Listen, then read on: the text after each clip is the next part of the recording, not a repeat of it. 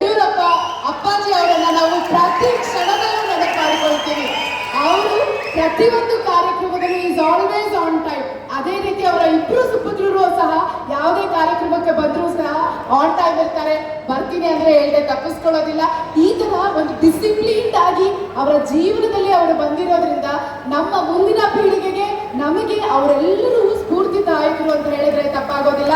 ನಮ್ಮ ಯುವ ನಾಯಕರು, ನಮ್ಮ ಸಮುದಾಯದ ಕೇಂದ್ರ ಬಿಂದುಗಳು ಇವತ್ತು ಇಷ್ಟು ಜನಸಾಗರವನ್ನ ಉದ್ದೇಶಿಸಿ ಮಾತನಾಡೋದಿಕ್ಕೆ ಹಾಗೂ ಯಡಿಯೂರಪ್ಪಾಜಿ ಅವರ ಪರವಾಗಿ ಇವತ್ತು ವೇದಿಕೆ ಮೇಲೆ ನಿಂತ್ಕೊಂಡು ಮಾತಾಡೋದಕ್ಕೆ ನಮಗೆ ಮಾರ್ಗಸೂಚನೆಯನ್ನ ನೀಡೋದಕ್ಕೆ ಬಂದಿದ್ದಾರೆ ನಿಮ್ಮೆಲ್ಲರ ನೆಚ್ಚಿನ ನಾಯಕರು, ಶಿವಮೊಗ್ಗದ ಸಂಸದರು ಶ್ರೀ BY ರಾಘವೇಂದ್ರ ಸರ್ ಅವರು. ಈಗ ಜೋರಾದ ಚಪ್ಪಾಳೆಗಳೊಂದಿಗೆ ನಮ್ಮ ಯುವ ನಾಯಕರನ್ನ ಬರಮಾಡ್ಕೊಳ್ತಾ ಇದ್ದೇವೆ.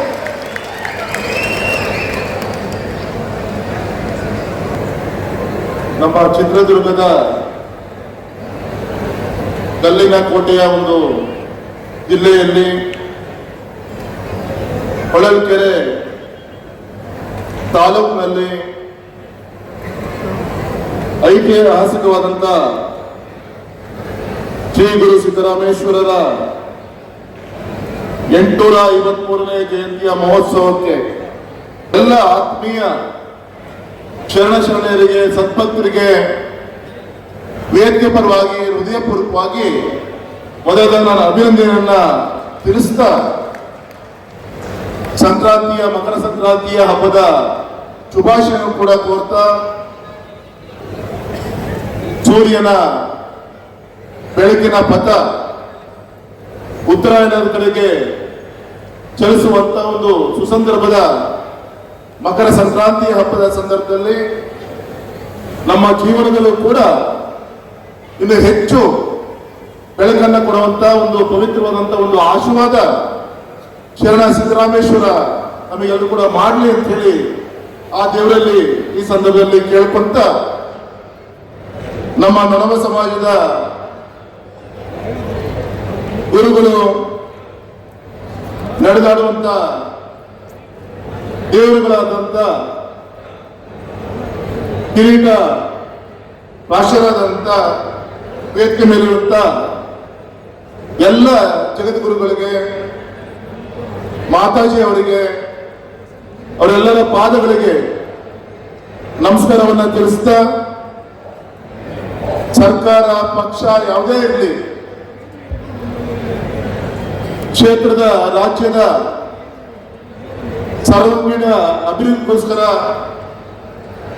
ಶ್ರಮವನ್ನು ವಹಿಸಿರುವಂತ ನಮ್ಮ ಸಮಾಜದ ಗೌರವಂತ ಹಿರಿಯರು ಆದಂತ ಬೃಹತ್ ಮತ್ತು ಮಧ್ಯಮ ಕೈಗಾರಿಕಾ ಸಚಿವರಾದಂತ ಗೌರವಂತ MB ಪಾಟೀಲ್ ರವರೇ, ನಮ್ಮ ಈ ಭಾಗದ ಗೌರವಂತ ಶಾಸಕರಾಗಿ ನಿಮ್ಮೆಲ್ಲರ ಪ್ರೀತಿಯನ್ನು ಗಳಿಸಿದಂತ ಚಂದ್ರಣ್ಣ ಅವರೇ, ವಿಶೇಷವಾಗಿ ಮಾಜಿ ಸಚಿವರಾಗಿ ಭಾಗದ ಸೇವೆಯನ್ನು ಸಲ್ಲಿಸಿದಂತ ಆಂಜನೇಯ ಅವರೇ, ನಮ್ಮ ಸ್ವಾಗತ ಸಮಿತಿಯ ಅಧ್ಯಕ್ಷ ಅಂತ ಶಶಿಧರ್ ಅವರೇ, ಗೌರವಂತ ಉಮಾಪತಿ ಅವರೇ, ಸನ್ಮಾನಿಸಿದ ನಾಗರಾಜ್ ಅವರೇ, ನಮ್ಮ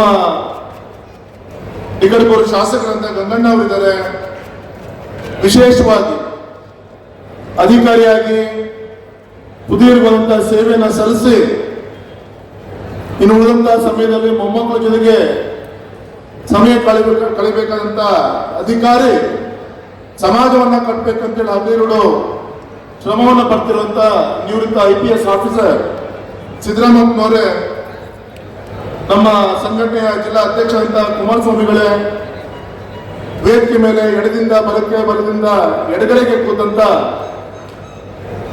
ಈ ಒಂದು ಕಾರ್ಯಕ್ರಮದ ಕಳೆಯನ್ನು ತಂದುಕೊಟ್ಟಂತ ಎಲ್ಲ ಗಣ್ಯರಿಗೆ ನಮಸ್ಕಾರವನ್ನು ಕೂಡ ಈ ಸಂದರ್ಭದಲ್ಲಿ ತಿಳಿಸ್ತಾ, ವಿಶೇಷವಾಗಿ ನಮ್ಮ ವೇದಿಕೆ ಮೇಲೆ ಆಸೀನರಾಗಿರುವಂತ ಪುಷ್ಪಗಿರಿ ಮಹಾಸಂಸ್ಥಾನ ಮಠದ ಶ್ರೀಗಳಿರ್ಬೋದು, ನಮ್ಮ ಅರಸೀಕೆರೆ ಯಲ್ಲಾಡು ಮಹಾಸಂಸ್ಥಾನದ ಮಠದ ಪರಮ ಪೂಜ್ಯ ಶ್ರೀಗಳಿರ್ಬೋದು, ನಮ್ಮ ಬಸವ ಜ್ಞಾನ ಮಂದಿರದ ಮಾತೆ ತಾಯಿಯವರಿರ್ಬೋದು, ನಂದಿಗುಡಿ ಋಷಭಪುರಿ ಮಹಾಸಂಸ್ಥಾನ ಮಠದ ಶ್ರೀಗಳಿರ್ಬೋದು,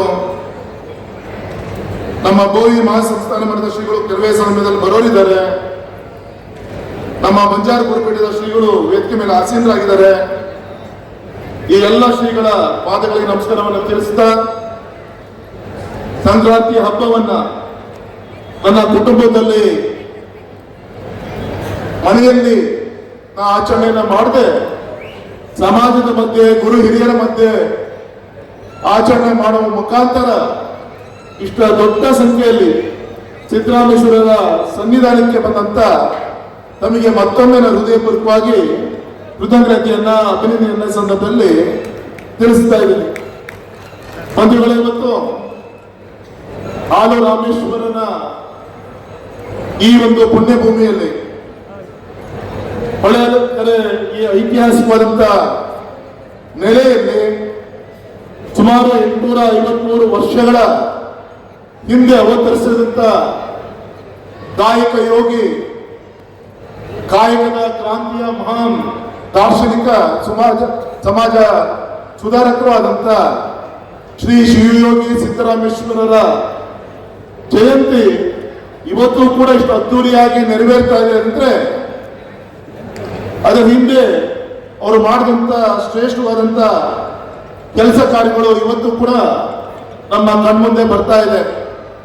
ಮತ್ತೆ ವಿಶೇಷವಾಗಿ ಆ ಪುಣ್ಯಾತ್ಮನ ಹೆಸರನ್ನ ಇಟ್ಕೊಂಡು, ಆ ದಾರ್ಶನಿಕನ ಹೆಸರನ್ನ ಇಟ್ಕೊಂಡು ನಮ್ಮ ವೀರಶೈವ ಸಮಾಜದ ನೊಡಮ ಲಿಂಗಾಯತ ಮಹಾ ಸಮಾಜ ವಿಶೇಷವಾಗಿ ಈ ಭಾಗದ ಮಣ್ಣಿನ ಸಂಸ್ಕೃತಿಯ ಬೆನ್ನೆಲುಬಾಗಿ ಕ್ಷತ್ರಿಯ ಕುಲದ ಶೌರ್ಯ, ಅಪ್ರತಿಮ ಸಮಾಜದ ನಮ್ಮ ನೊಡಂಬ ಲಿಂಗಾಯತ ಸಮಾಜಕ್ಕೆ ಈ ವೇದಿಕೆ ಪರವಾಗಿ ನಾನು ಹೃದಯಪೂರ್ವಕವಾಗಿ ಅಭಿನಂದನೆ ಸಂದರ್ಭದಲ್ಲಿ ತಮಗೆಲ್ಲರೂ ಕೂಡ ತಿಳಿಸ್ತಾ ಇದ್ದೇನೆ.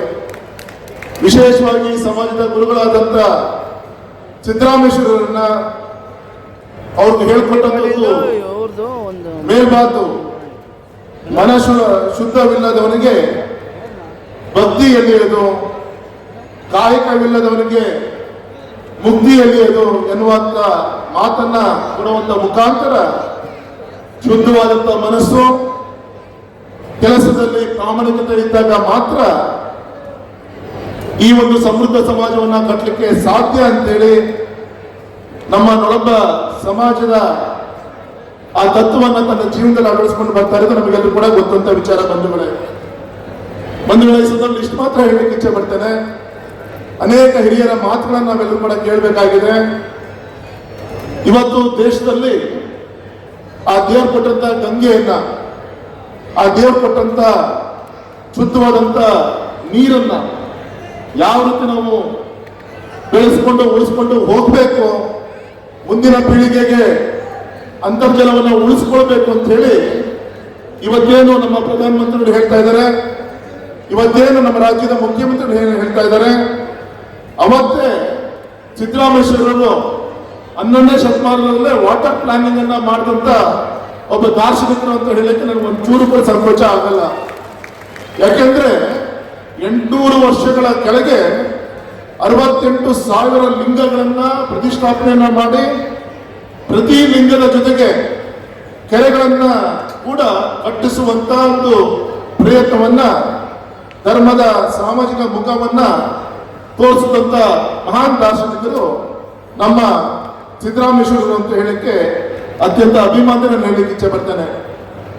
ನೀರಾವರಿ ಕ್ರಾಂತಿಗೆ ನಾಂತಿಯನ್ನ ಹಾಡಿದಂತ ಗುರು ಸಿದ್ದರಾಮೇಶ್ವರರು ಸೋಷಿಯಲ್ ಇಂಜಿನಿಯರಿಂಗ್ ಆಗಿ ಅವರ ಅನೇಕ ಕಾರ್ಯಕ್ರಮಗಳನ್ನ ಈ ನಾಡಿಗೆ ಕೊಟ್ಟು, ಗುರು ಸಿದ್ದರಾಮೇಶ್ವರರು ಅತ್ಯಂತ ಶ್ರೀಮಂತಿಕೆ ಕುಟುಂಬದಿಂದ ಬಂದಂತವರು. ಆದರೆ ಅದನ್ನೆಲ್ಲರೂ ಕೂಡ ಆ ಸುಖವನ್ನ ಧಿಕ್ಕರಿಸಿ ಜನಸೇವೆ ಮುಖಾಂತರ ಒಂದು ಶಿವಾರಾಧನೆ ಮಾಡುವಂತ ಒಂದು ಪ್ರತೀತಿಯನ್ನ ತಮ್ಮ ಜೀವನದಲ್ಲಿ ಅಳವಡಿಸಿಕೊಂಡು ಬಂದರು. ಅದು ವಿಶೇಷವಾಗಿ ಅವತ್ತೇ ಈ ಮೂಢನಂಬಿಕೆ ಇರ್ಬೋದು, ಜಾತಿ ಇರ್ಬೋದು, ಹೆಣ್ಣು ಗಂಡುಗಳ ನಡುವೆ ಇರುವಂತ ಭೇದ ಇರ್ಬೋದು, ಈ ಸಮಾಜದ ಮೇಲು ಕೀಳುಗಳನ್ನ ವಿರುದ್ಧ ಚಟಿದೆದ್ದು ಅವತ್ತು ಸಮಾಜದಲ್ಲಿ ಹೋರಾಟವನ್ನು ಮಾಡಿದಂಥವ್ರು. ಇಷ್ಟು ಮಾತ್ರ ಹೇಳ್ತೀನಿ, ಆ ದಿನವೇ ಸಿದ್ದರಾಮೇಶ್ವರರು ಈ ರಾಜಕೀಯ ಕ್ಷೇತ್ರದಲ್ಲಿ ಕೆಲಸ ಮಾಡುವಂತ ರಾಜಕಾರಣಿಗಳಿಗೆ ಸಮಾಜಮುಖಿಯಾಗಿ ಕೆಲಸ ಮಾಡುವಂತ ಸಮಾಜದ ಸುಧಾರಕರಿಗೆ ಒಂದು ಕಿವಿ ಮಾತನ್ನು ಹೇಳ್ತಾರೆ. ಮಾಡಿದೆನೆಂಬುದು, ನಾನು ಮಾಡಿದೆ ಎಂಬುದು ಅಹಂಕಾರ, ಮಾಡದಿದ್ದರೆ ಭ್ರಷ್ಟಾಚಾರ. ಈ ಎರಡರ ನಡುವೆ ನಿಂದವನೇ ನಿಜವಾದ ಕಾಯಿಕ ಯೋಗಿ ಅಂತೇಳಿ ಅವತ್ತು ಶರಣ ಸಿದ್ದರಾಮೇಶ್ವರರು ಹೇಳಿದಂತ ಒಂದು ಮಾತು. ಈ ರಾಜಕಾರಣ, ಈ ಅಧಿಕಾರ ಯಾವುದು ಕೂಡ ಶಾಶ್ವತ ಅಲ್ಲ. ಯಾವತ್ತಾದ್ರೂ ಕೂಡ ಜೀವನದಲ್ಲಿ ಒಂದಿನ ನಿವೃತ್ತಿ ಆಗ್ತೀಯ. ಆ ನಿವೃತ್ತಿ ಆದಾಗ ಹೌದಲ್ಲ, ನನಗೆ ದೇವರು ಕೊಟ್ಟಂತ ಅಧಿಕಾರ ಕೊಟ್ಟಾಗ ಆ ಕೆಲಸವನ್ನ ನಾನು ಮಾಡಲಿಲ್ಲ ಅಂತ ಹೇಳಿ ಅವತ್ತು ಮೆಲ್ಕು ಹಾಕೋಕ್ಕಿಂತ ಬದಲು ಈ ಸಿಕ್ಕಂತ ಅವಕಾಶವನ್ನು ಉಪಯೋಗಿಸಿಕೊಂಡು ಒಂದು ಪ್ರಾಮಾಣಿಕವಾಗಿ ಜನರ ಒಂದು ಜೀವನದಲ್ಲಿ ಬೆಳಕನ್ನ ತರುವಂತ ಕೆಲಸವನ್ನ ಈ ಸಾರ್ವಜನಿಕ ಕ್ಷೇತ್ರದ ಕೆಲಸವನ್ನ ಮಾಡಬೇಕು ಅಂತ ಹೇಳಿ ಅವ್ರು ಗುರು ಸಿದ್ದರಾಮೇಶ್ವರರು ಒಂದು ಮಾತನ್ನ ಹೇಳ್ತಾರೆ. ಒಮ್ಮೆ ಚೊನ್ನಲೆಯಲ್ಲಿರುವಂತ ಗುರು ಸಿದ್ದರಾಮೇಶ್ವರರು ಒಂದು ದೊಡ್ಡ ಒಂದು ದೀಪೋತ್ಸವ ಕಾರ್ಯಕ್ರಮಕ್ಕೆ ಸಿದ್ಧತೆಯನ್ನ ಮಾಡಿಕೊಂಡು ಅಲ್ಲಿ ಆ ಕಾರ್ಯಕ್ರಮದಲ್ಲಿ ಗುರು ಸಿದ್ದರಾಮೇಶ್ವರರು ಭಾಗವಹಿಸ್ತಾರೆ. ಅಲ್ಲಿ ಗುರು ಸಿದ್ದರಾಮೇಶ್ವರರು ಭಾಗವಹಿಸಿದಾಗ ಅವರ ಆಲೋಚನೆನೇ, ಅವ್ರ ಚಿಂತನೆನೇ ಬೇರೆ ಇತ್ತು. ಆ ಒಂದು ದೊಡ್ಡ ದೀಪೋತ್ಸವ ಕಾರ್ಯಕ್ರಮದಲ್ಲಿ ಅವರೊಂದು ಮಾತಾಡ್ತಾರೆ, ದೀಪದ ಬೆಳಕು ಕ್ಷಣಿಕ, ಆದರೆ ಬಾಯಿ ಆರಿದವರಿಗೆ ಬಾಯಾರಿಕೆ ನೀಗಿಸುವ, ಹಸಿದವನ ಹೊಟ್ಟೆ ತುಂಬಿಸುವ ಕೆರೆಯ ನೀರು ಶಾಶ್ವತ. ಅಂದ್ರೆ ಅವ್ರ ಬೆಳಕಿಂತ ಕೆರೆಯ ನೀರು ಶಾಶ್ವತ. ಅಂದ್ರೆ ಬಾಯಾರಿಕೆ ತೊಂದರೆಗೆ ನೀರು ಕೊಡುವಂಥದ್ದು, ಹಸಿದವನಿಗೆ ಹೊಟ್ಟೆಗೆ ಅನ್ನವನ್ನ ಕೊಡುವಂಥದ್ದು.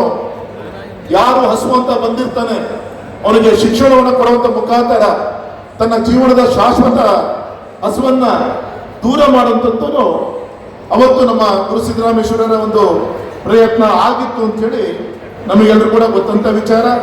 ಹಾಗಾಗಿ ಈ ಸಂದರ್ಭದಲ್ಲಿ ನಾನು ಇಷ್ಟು ಮಾತ್ರ ಹೇಳ್ತೇನೆ, ನಮ್ಮ ಗುರುಗಳು ಹಾಕೊಟ್ಟಂತ ಮೇಲ್ಪಂಕ್ತಿಯನ್ನ ನಮ್ಮ ಜೀವನದಲ್ಲಿ ಕೆಲವಾದ್ರೂ ಕೂಡ ಅಂಶಗಳನ್ನು ಅಳವಡಿಸಿಕೊಳ್ಳುವಂತ ಪ್ರಯತ್ನವನ್ನು ಮಾಡೋಣ ಅಂತ ಈ ಸಂದರ್ಭದಲ್ಲಿ ಹೇಳ್ತಾ, ಇವತ್ತಿನ ಇಂಟರ್ನೆಟ್ ಯುಗದಲ್ಲಿ ಸಾಕಷ್ಟು ಕೂತಲೇ ಇಡೀ ಪ್ರಪಂಚವನ್ನ ನೋಡುವಂತ ಒಂದು ಸಂದರ್ಭದಲ್ಲಿ ವಿಶೇಷವಾಗಿ ನಮ್ಮ ಯುವ ಶಕ್ತಿಗೆ ನಾವು ಮಾರ್ಗದರ್ಶನವನ್ನ ಕೊಡಬೇಕಾಗಿದೆ. ನಾವು ಬರಬೇಕಾದಾಗ ನನ್ನ ಮಕ್ಕಳನ್ನ, ನನ್ನ ಸೊಸೈಟಿಯರ, ನನ್ನ ಯುವಕರನ್ನ ಕರೆದುಕೊಂಡು ಬಂದಾಗ ಗುರುಗಳು ಕೊಡುವಂತ ವಿಚಾರಗಳನ್ನ ಅವರ ಮುಖಾಂತರ ಮುಂದಿನ ಪೀಳಿಗೆಗೆ ತೆಗೆದುಕೊಳ್ಳಲಿಕ್ಕೆ ಸಾಧ್ಯ ಆಗುತ್ತೆ ಅಂತೇಳಿ ಈ ಸಂದರ್ಭದಲ್ಲಿ ಹೇಳ್ತಾ, ವಿಶೇಷವಾಗಿ ಗುರು ಸಿದ್ದರಾಮೇಶ್ವರರು ಮಹಿಳೆಯರಿಗೆ ಅನೇಕ ಅವರ ವಿಚಾರಗಳ ಬಗ್ಗೆ ಚಿಂತನೆಯನ್ನ ಮಾಡಿದಂತ ಮಹಾನ್ ದಾರ್ಶನಿಕರು. ಅವರೊಂದು ಮಾತು ಹೇಳ್ತಾರೆ, 12ನೇ ಶತಮಾನದಲ್ಲಿ ಹೆಣ್ಣು ಹೆಣ್ಣಲ್ಲ, ಹೆಣ್ಣು ರಾಕ್ಷಸಿ ಅಲ್ಲ, ಹೆಣ್ಣು ಪ್ರತ್ಯಕ್ಷ ಕಪಿಲ ಸಿದ್ಧ ಮಲ್ಲಿಕಾರ್ಜುನ ಅಂತ ಹೇಳಿ ಹೇಳಿದಂತ ಸಿದ್ದರಾಮೇಶ್ವರರು. ಯಾಕೆಂದ್ರೆ ಇವತ್ತು ಮಹಿಳಾ ಮತ್ತು ಕೃಷಿಗೋಷ್ಠಿನೂ ಕೂಡ ಈ ವೇದಿಕೆ ಮುಖಾಂತರ ನಡೀತಾ ಇದೆ.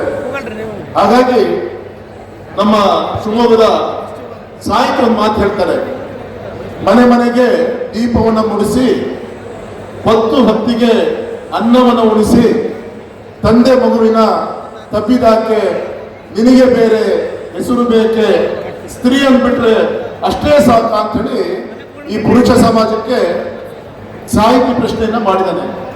ಮನೆಗೆ ಬೆಳಕು ನೀನು, ಹೊತ್ತು ತಂದೆ ಮಕ್ಕಳಿಗೆ ಅನ್ನವನ್ನ ಬಡಿಸಿ ಬುದ್ಧಿ ರೊಟ್ಟಿ ಕಟ್ಕೊಟ್ಟು ಶಾಲೆ ಕಳಿಸ್ಕೊಡ್ತೀಯ, ಇಷ್ಟೆಲ್ಲ ಕೆಲಸ ಮಾಡುತ್ತೋ ನೀನು ಬರೀ ಹೆಣ್ಣು ಅಂತ ಹೇಳಿದ್ರೆ ಅಷ್ಟು ಕಲಿತು ಬಿಟ್ರೆ ಸಾಕ ಅಂತ ಹೇಳಿ ಈ ಪುರುಷ ಸಮಾಜಕ್ಕೆ ಪ್ರಶ್ನೆಯನ್ನ ಮಾಡಿದರೆ.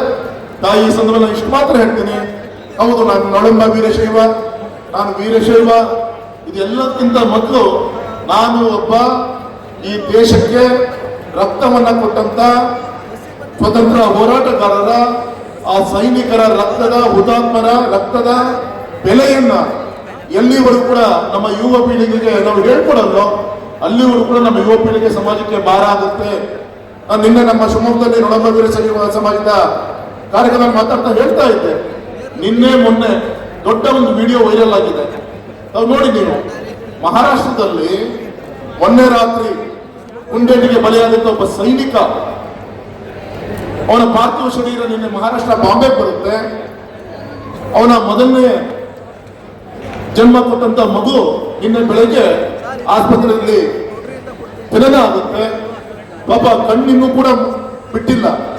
ಆ ಮಗುನನ್ನ ನರ್ಸು ಆ ಮಗುವನ್ನ ಕರ್ಕೊಂಡು ಆ ಪಾರ್ಥಿವ ಶರೀರ ತೆಗೆದುಕೊಂಡು ಬರ್ತಾಳೆ. ಪಾಪ ಹೆಣ್ಮಗಳು ಆ ಬಾಣಂತಿ ಆ ಸ್ಟ್ರೆಚರ್ ಮೇಲೆ ಮನಸ್ಕೊಂಡೆ ಕರ್ಕೊಂಡ್ ಬರ್ತಾರೆ. ಆ ಗಂಡನ ಶವನ ಪಕ್ಕದಲ್ಲಿ ಆ ತಾಯಿಯನ್ನು ಕೂಡ ಆ ಸ್ಟ್ರೆಚರ್ ಕೂತು ಹೇಳಕ್ ಆಗ್ತಾ ಇಲ್ಲ. ತಲೆ ಎತ್ತಿ ತನ್ನ ಗಂಡನ ಪಾರ್ಥಿವ ಶರೀರವನ್ನು ನೋಡಿಕೊಂಡು ಆಗ್ತಾನೆ ಹಸುಗೂಸು, ಸೂರ್ಯನನ್ನು ಕೂಡ ಬೆಳಕನ್ನು ನೋಡುವಂತ ಹಸುಗೂಸು ಕೂಡ ತನ್ನ ಗಂಡನ ಪಾರ್ಥಿವ ಶರೀರನ್ನ ತನ್ನ ತಂದೆಯ ಪಾರ್ಥಿವ ಶರೀರ ಜೊತೆಗೆ ವಾಪಸ್ಸು ಆ ಆಂಬ್ಯುಲೆನ್ಸ್ ಅಲ್ಲಿ ಮನೆ ಹೋಗಿದ್ದು ನಾವೆಲ್ಲ ಕೂಡ ನೋಡ್ತೀವಿ. ಯಾಕೆ ಮಾತನ್ನು ಇವತ್ತು ಹೇಳ್ತಾ ಇದ್ದೇನೆ ಅಂದ್ರೆ, ನೀನು ಎಷ್ಟೇ ಶ್ರೀಮಂತ ಆಗಿರ್ಬೋದು, ಎಷ್ಟೇ ನಿನ್ನ ಹಣಕಾಸು ನಿನಗೆ ಭದ್ರತೆ ಇರ್ಬೋದು, ಆದರೆ ಎಲ್ಲಿವರೆಗೂ ಕೂಡ ದೇಶ ಭದ್ರತೆಯಿಂದ ಇರುತ್ತೋ ಅಲ್ಲಿವರೆಗೂ ಕೂಡ ನಾವು ಸ್ವಾಭಿಮಾನದಿಂದ ಬದುಕಲಿಕ್ಕೆ ಸಾಧ್ಯ. ಈ ಸಂದರ್ಭದಲ್ಲಿ ನಾನು ಇಷ್ಟು ಮಾತ್ರ ಹೇಳ್ತೀನಿ.